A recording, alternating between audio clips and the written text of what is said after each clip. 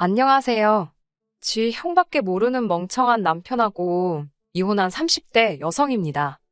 남편과 저는 친구의 소개로 만났습니다. 소개팅을 하게 된 계기는 제가 먼저 친구에게 여자를 소개해 줬거든요. 소개팅을 하고 온 친구 말이 자기가 꿈에 그리던 이상형이랍니다. 그러면서 은혜를 갚겠답시고 자기도 소개팅을 해주겠다더군요. 그러더니 지금의 남편을 소개해 주었지요. 이미 이혼한 사이라서 남편이라고 부르기는 싫지만 그래도 일단은 편의상 남편이라고 부르겠습니다. 아무튼 처음에 친구가 소개팅 이야기를 꺼냈을 때 저는 그러지 않아도 된다고 괜찮다고 몇 번이고 사양을 했어요. 하지만 친구가 그러지 말고 한 번만 만나보라대요. 자기 친구들 중에 제일 착하고 괜찮은 사람이라면서요. 솔직히 말씀드리자면 남편을 만나기 전에 사귀던 남자는 소위 사람들이 말하는 나쁜 남자였습니다. 대일대로 데이고 헤어졌던 터라 이후로 한동안 연애는 꿈도 꾸지 못했어요. 그나마 조금 나아진 이후로는 첫째도 둘째도 심성이 고운 남자를 만나기로 결심했고요. 그런 와중에 친구가 착한 사람이라고 하도 추천을 하니 믿져야 본전 아니겠나라는 심정으로 소개팅에 나가게 된 겁니다. 중소기업을 다니고 있던 남편은 저보다 3살이 많았어요. 하지만 저와 처음 만났던 날 자기가 실수라도 할까봐 걱정을 한 건지 긴장도 많이 했고 제 앞에서 쩔쩔매는 게 눈에 보이더라고요. 그런 남편의 모습이 왠지 순수하게 느껴지기도 했고 이런 사람이라면 저를 함부로 대하지는 않겠다 싶어서 호감을 갖게 되었습니다. 게다가 막상 대화를 나눠보니 어쩔 줄 몰라 하던 태도와는 별개로 또 남자다운 면도 있었고 시간이 어떻게 가는 줄 모르겠더군요. 이후로 남편의 주도하에 저희는 두세 번 더 만나게 되었습니다. 그리고는 한 달쯤 지났을 무렵 남편이 저와 정식으로 교제해보고 싶다고 고백을 해왔네요. 결혼하기 전 저희는 1년 정도 연애를 했는데 이 세상에 장점만 있는 사람이 어디 있겠어요? 모든 것이 완벽해 보이던 남편에게도 단점이 하나 있었습니다. 그건 바로 눈치가 없다는 점이었지요. 눈치가 없다 보니 사람 속 터지게 하는 일이 종종 있었고 때로는 이기적으로 느껴지기도 했습니다. 하지만 지내다 보니 이것도 적응이 되어서 나중엔 웬만한 건 그냥 그러려니 넘기게 되더라고요. 솔직히 말씀드리자면 같이 살면서 제가 고쳐놓을 수 있을 줄 알았네요. 오만했던 거지요. 저희는 양가 식구들의 축복 아래서 부부의 연을 맺게 되었습니다. 한동안은 신혼의 달콤함을 만끽하며 행복한 하루하루를 보냈지요. 하지만 결혼하고 반년이 좀 지났을까요? 남편이 달라지기 시작하더군요. 아침마다 걸핏하면 회사에 가기 싫다고 그냥 관두면 안 되냐고 그러질 않나. 퇴근한 남편의 낯빛은 말 그대로 하얗게 질려있기 일쑤였는데 괜찮냐고 물으면 이러다 죽을지도 모르겠다는 무서운 말을 하질 않나. 처음에는 어려운 일을 맡기라도 한 건가? 체력이 딸리나 이유를 물어도 제대로 말을 해주지 않으니 저 혼자 이런저런 상상만 할 뿐 환장할 노릇이었지요. 해줄 수 있는 일이라곤 남편을 어르고 달래는 것뿐이었습니다. 그렇게 두어 달쯤 됐을까 견디다 못한 제가 도대체 이유가 뭐냐고 당신 때문에 나도 하루하루가 지옥이라며 엉엉 울어버렸습니다. 매일 죽고 싶단 소리를 입에 달고 사는 남편이랑 무서워서 어떻게 살겠냐고요. 그제서야 남편이 한다는 말이 자기 상사가 바뀌었는데 그 상사가 자기를 무척 싫어한답니다. 일머리도 없고 눈치도 없다며 사람들 앞에서 걸핏하면 무안을 준다고요. 그러다 급기야는 남편 자리만 구석진 곳으로 옮겨서 한마디로 자기 피를 말린다네요. 차마 자존심이 상해서 저한테 털어놓지 못했다며 게다가 그 상사라는 인간이 사장 아들이라고 하니 뭐 말 다 했지요. 그 이야기를 듣고 있으니 속이 너무 상하더라고요. 내가 내 남편 눈치 없다고 욕을 해도 남이 하는 건 듣기 싫었으니까요. 게다가 바보마냥 당하고 있었을 남편을 생각하니 열불이 올라왔고요. 법적인 대응이라던가 생각을 안 해본 건 아닙니다. 마음 같아서야 그 상사라는 인간을 쫓아가서 어떻게 해버릴까 싶었고 남편에게도 당장 그 회사 때려치라고 해주고 싶었지만 솔직히 현실적으로 어려운 일이잖아요. 머릿속이 복잡하고 어려웠던 그때 남편이 넌지시 저에게 시댁 식구들이 있는 지역으로 이사를 가자고 하더라고요. 저는 서울에서 나고 자랐고 남편은 다니고 있던 회사가 서울에 있어서 서울에 정착한 케이스였습니다. 남편을 만난 곳도, 데이트를 한 곳도, 결혼식을 올리고 살림을 차린 곳도 전부 다 서울이었기 때문에 서울을 떠나는 건 상상해 본 적도 없는 일이었어요. 쉽게 결정을 내릴 수가 없었지요. 시부모님이 사시는 동네는 서울에서 차로 4시간 거리였고 시부모님께서는 은퇴를 하신 상황이었습니다. 시댁에서 차로 10분 거리에 위치한 아파트에 살고 계시던 아주버님은 남편보다는 3살이 많았고 유치원을 다니는 남자아이를 홀로 키우고 계셨고요. 남편은 회사 생활로 인해 사람들에게 환멸을 느낀다며 자기를 생각해주는 사람들이 있는 곳에서 지내보고 싶다고 저를 졸랐습니다. 당시 저는 프리랜서 작가로 일하고 있었기 때문에 사실 어디 살아도 크게 문제될 건 없었지만 그래도 줄곧 서울 생활만 했으니 지방으로 내려가는 게 내키지는 않았고 결국엔 싫다고 했습니다. 하지만 남편은 저에게 시간을 갖고 생각해보라며 저를 설득하고 기다리더라고요. 저 하나만 생각한다면 정말 내려가기 싫었지만 하루가 다르게 얼굴은 말라가는 남편을 보고 있자니 죄책감이 들더군요. 저는 고민 끝에 남편에게 혼자 내려가서 지내보는 건 어떻겠냐 물었습니다.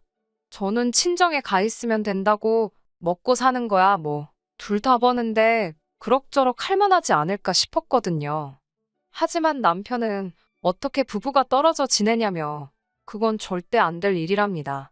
저랑 같이 가고 싶다며 이번만 양보해주면 자기가 평생 저에게 잘하고 살겠다대요. 울지만 않았지. 애걸복걸 매달리는 남편을 보고 있으니 짠하기도 하고 결국 승낙하고 말았지요. 내려와서 한일리주는 짐 정리도 하고 집도 꾸며보고 그러느라 이래저래 정신없이 시간을 보냈습니다. 집 이야기가 나와서 말이지만 이사 온 아파트는 아주버님과 같은 아파트 단지로 동만 달랐습니다. 단지가 작아서 걸어서 3분이면 닿는 엎어지면 코 닿을 거리였지요. 저는 아주버님과 가깝게 살고 싶은 마음은 솔직히 추호도 없었습니다. 하지만 시기상으로 맞는 전세 매물이 하필 아주버님이 사는 아파트 단지에 있어서 어쩔 수가 없었네요. 처음에는 컴퓨터가 핑계였습니다. 아무래도 제가 작가로 일을 하다 보니 업무용 컴퓨터도 있고 또 만일의 상황을 이해 여분의 컴퓨터도 두고 있거든요.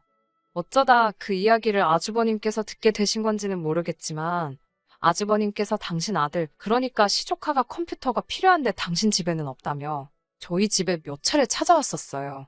매번 시조카를 데리고 왔는데 애가 얼마나 극성맞던지 한시도 눈을 뗄 수가 없었습니다. 올 때마다 물이며 주스며 쏟아대는 건 예산일이고 자기 뜻대로 안 되면 울어버리기 일쑤였지요. 제가 원래도 가뜩이나 아이들을 별로 좋아하지 않는데 예의 없는 시조카의 행동에 미쳐버릴 것만 같더라고요. 한편 남편은 남편대로 고향에 내려와서 사는 게 몇 년 만인지 모르겠다며 자기가 없는 사이에 너무 많은 게 바뀌었답니다. 그걸 핑계로 주말마다 아주버님과 어딜 가기가 일쑤였지요. 가는 거야 좋습니다만 꼭 저에게도 같이 가길 원했어요. 저는 집에서 쉬고 싶은데도 제가 안 가면 시조카가 서운해한다는 게 이유였네요. 거의 그런 식으로 2달 가까이 시간을 보냈습니다. 그뿐만이 아닙니다. 남편은 걸핏하면 저녁 식사 시간에 아주버님네와 시조카를 집으로 초대했습니다. 밥은 여럿이서 먹어야 맛이 좋다면서 그렇게 저희 집에서 고기도 구워 먹고 보쌈도 해 먹고 살림하는 분들은 이해하실 거예요. 하다못해 친정 식구가 와다가도 어쨌든 손님인지라 오기 전으로 해야 할 일이 얼마나 많은지 말이에요. 하물며 시댁 식구는 어떻겠어요. 남편이랑 둘이 식사를 한다 치면 있는 밑반찬에 간단히 먹어도 될 것을 상의도 없이 아주버님과 시조카를 불러대는 남편 때문에 매번 불고기다, 제육볶음이다, 내가 무슨 천모도 아니고 화가 다 나더라고요.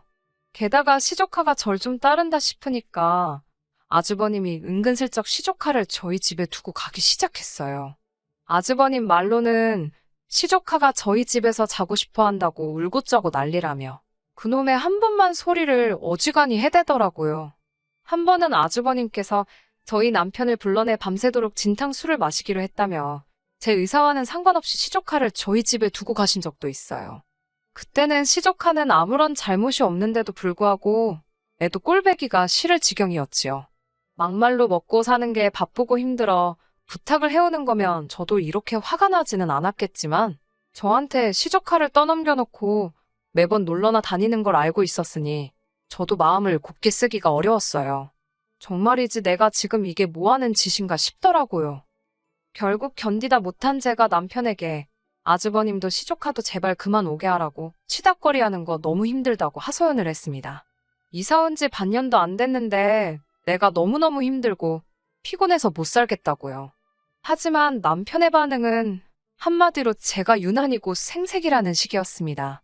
우리도 어차피 식사는 해야 하는 거 아니냐며 수저랑 젓가락 하나씩만 더 놓으면 되는 건데 왜 그런 걸로 이렇게 나를 세우냐입니다.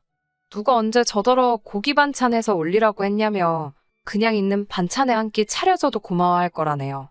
하지만 제 입장에서 시댁 식구한테 있는 반찬에 고추장이나 비벼줄 수 있겠어요? 남편이 눈치고 센쓰고 물 말아먹은 건 알고 있었지만 깝깝하더라고요.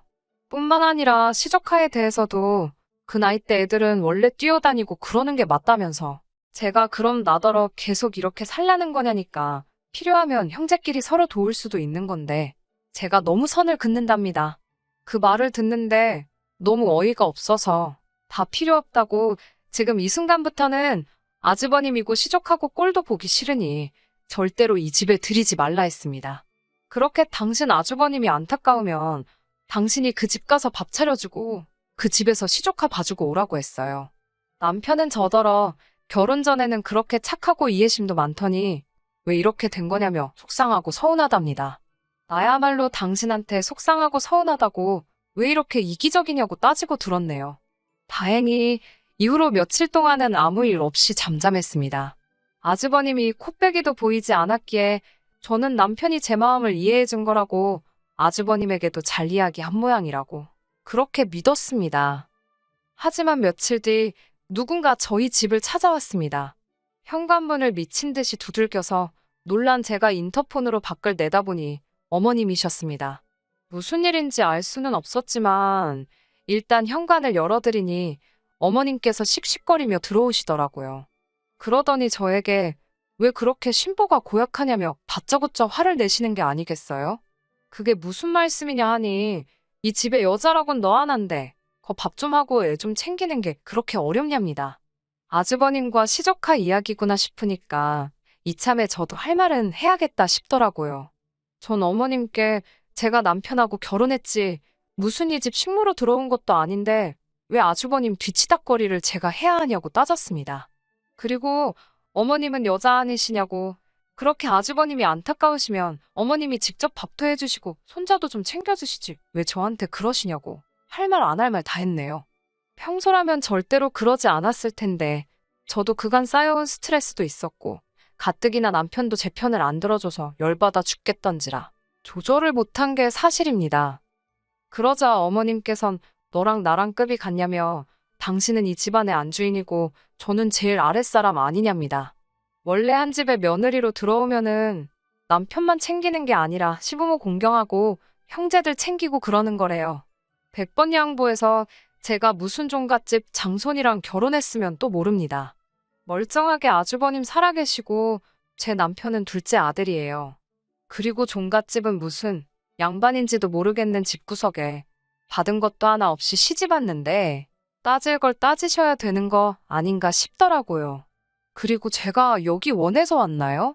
어머님 아들인 남편이 살려달라고 아주 당장이라도 숨 넘어갈 것처럼 빌어서 이 지방으로 내려왔더니 어머님께선 저더러 이제 보니 아주 못돼 처먹었다면서 제가 당신들을 가족으로 생각을 안 하는 거랍니다. 어이가 없어서 저도 누가 할 소리를 하시는 거냐고 제가 어머님 친딸이어도 이렇게 하셨겠냐고 지지 않고 따지고 들었네요. 차라리 당신 손자 너무 불쌍한 애다. 너가 좀 잘 챙겨줘라 하고 제 인정에 매달리셨다면 또 모릅니다. 여러 가지 생각으로 한동안 말을 안 하고 있으니 어머님께서는 제가 겁이라도 먹은 줄 아셨던 모양이에요. 쫓겨나기 싫으면 남편한테 잘하고 아주버님한테도 잘하랍니다. 그리고 앞으로 시조카 유치원 끝나면 제가 가서 데리고 오고요. 제 아들이다 생각하고 똑바로 하라대요. 어머님이 한바탕 난리를 치고 돌아가신 뒤 남편이 오기를 기다렸습니다. 진짜 어이없게도 퇴근한 남편은 혼자가 아니었어요. 아주버님이 뒤따라 들어오시더라고요. 그러더니 배고파 죽겠다며 저더러 빨리 밥 좀 달랍니다. 제가 밥도 없고 라면도 없다. 댁에 가서 드시라고 했어요. 그러자 아주버님께선 저더러 치사하다며 어머님이 왔다 가셨다는데 아직 정신 못 차렸나 보네. 어이가 없어서 방금 뭐라고 했냐고 다시 말해보라 했습니다. 그러자 아주버님께선 남편더러 넌 마누라 교육도 똑바로 못 시키냐고 한심한 자식이라고 그러는 거예요. 그 꼴을 보고 있는데 정말이지 더는 안 되겠다 싶어서 저도 아주버님께 싸대기 시작했습니다. 형제가 둘 다 눈치냐고는 쥐똥만큼도 없어서 오라는 사람도 반기는 사람도 없는데 뭐가 좋다고 맨날 와서 밥을 얻어먹냐고 거지냐고요. 아주버님께선 제가 이렇게 나올 줄은 몰랐는지 참만 외쳐대고 있었습니다. 제가 남편에게도 너도 똑같다고 너한테나 하나밖에 없는 형이지 나한테는 동네 아저씨보다 더 불편한 사람인데 누가 좋다 한다고 왜 자꾸 데려오냐고요. 그러자 남편이 지 형이 보고 있다 싶어서 그런지 평소답지 않게 오바를 하더라고요. 저더러 이 여자가 그러더니 빨리 죄송하다고 싹싹 빌랍니다. 그러면서 아주버님 뒤에 서서는 저한테 막 윙크를 해요. 지랑 나랑 무슨 작전이라도 짜는 것 마냥 그 꼴을 보고 있는데 한심하기 짝이 없더군요.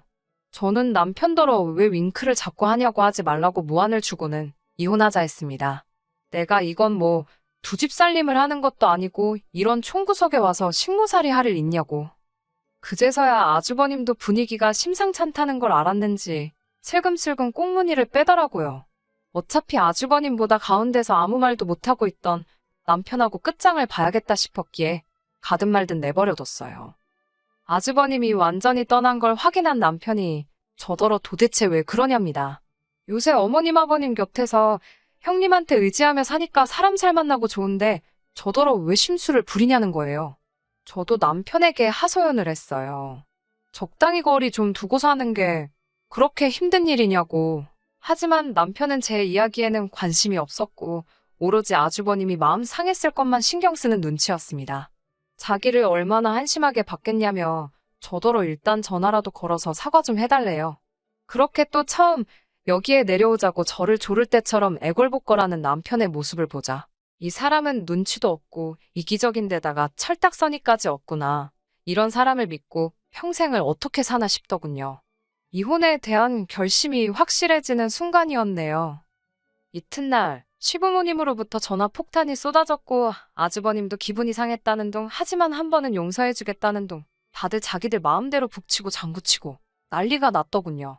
그러던지 말던지 저는 짐을 싸서 서울로 올라왔습니다.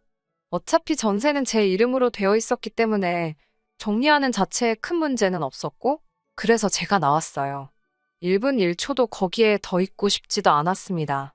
신경전을 빌미로 남편과 말 한마디도 섞기 싫었으며 무엇보다 시댁 식구들에게 시달릴 걸 생각하니 끔찍했거든요. 후기랄 건 없지만 남편은 절대 이혼은 못한다고 거의 저희 집 앞에 드러눕다시피 했었어요.